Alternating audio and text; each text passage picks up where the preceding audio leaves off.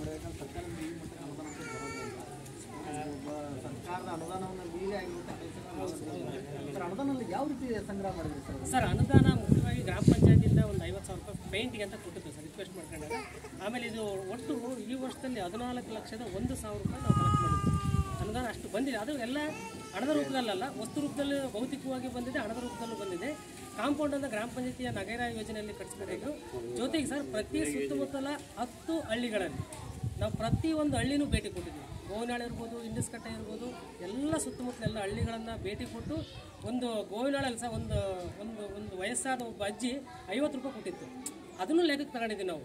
ತಗೊಂಡು ಸುಮಾರು ಈಗ 4 ಲಕ್ಷವನ್ನು ಕ್ಯಾಶನ್ನು ತೆಗೆದುಕೊಂಡು ಅದನ್ನು ಭಾಳ ಯೂಟಿಲೈಸ್ ಆಗಿ ಬಳಸ್ಕೊಂಡು, ಜೊತೆಗೆ ಸಹ ದಾನಿಗಳು ಟಿವಿಯನ್ನು ಕೊಟ್ಟಿದ್ದಾರೆ, ಕಂಪ್ಯೂಟರನ್ನು ಕೊಟ್ಟಿದ್ದಾರೆ, ಮತ್ತು ಮುರುಗೇಶ್ ಅಣ್ಣ ಅಂತೇಳಿ ಗೇಟ್ ಮಾಡಿಸ್ಕೊಟ್ಟಿದ್ದಾರೆ. ಆಮೇಲೆ ನಮ್ಮ ನಾಗರಾಜ್ ಅಂತೇಳಿ ಅವರು ರಾಜ್ಯ ಅತ್ಯುತ್ತಮ ಶಿಕ್ಷಕರು, ಅವರು ಉಚಿತವಾಗಿ ವರ್ಲಿ ಚಿತ್ರ 40,000 ವರ್ಲಿ ಚಿತ್ರಕಲೆಯನ್ನು ಉಚಿತವಾಗಿ ಮಾಡಿಕೊಟ್ಟಾರೆ. ಈಗ ಪ್ರತಿಯೊಬ್ಬರು ಸಹ ನಮ್ಮ SDMC ಅಧ್ಯಕ್ಷರು ಇರ್ಬೋದು, ನಾಗರಾಜ್ ನಾಯ್ಕ ಅಂತ, ಹರೀಶ್ ಅವರು ಇರ್ಬೋದು, ನಮ್ಮ MR ಗೌಡ್ರು ಎಲ್ಲರೂ ಕೂಡ ಸಹಕಾರವನ್ನು ಕೊಟ್ಟು ಸರ್. ಮತ್ತು ಶಾಲೆ ಕೆಲಸಕ್ಕೆ ಯಾವುದೂ ತೊಂದರೆ ಆಗಿಲ್ಲ ಸರ್.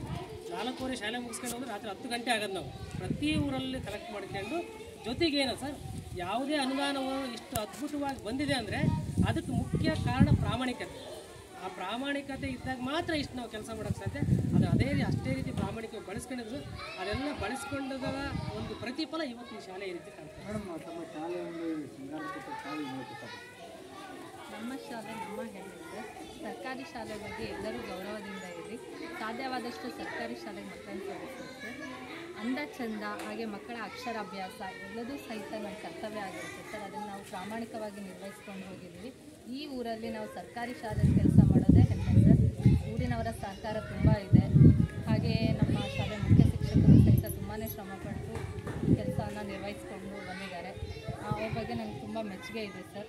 ಹಾಗೆ ನಮ್ಮ ಶಿಕ್ಷಣ ಕ್ಷೇತ್ರ ಶಿಕ್ಷಣಾಧಿಕಾರಿಗಳು ಎಲ್ಲರ ಸಹಕಾರ ಇದೆ, CRP ಅವ್ರ ಸಹಕಾರ ಇದೆ.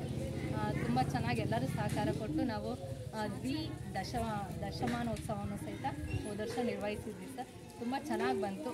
ಇದೇ ರೀತಿ ಯಾರೇ ಸರ್ಕಾರಿ ನೌಕರರು ಬಂದರೂ ಊರಿನವರು ಸಹಕಾರ ಕೊಡಬೇಕು ಅನ್ನೋದು ನಮ್ಮ ಸರ್ಕಾರಿ ನೌಕರರ ಅಪೇಕ್ಷೆ ಸರ್.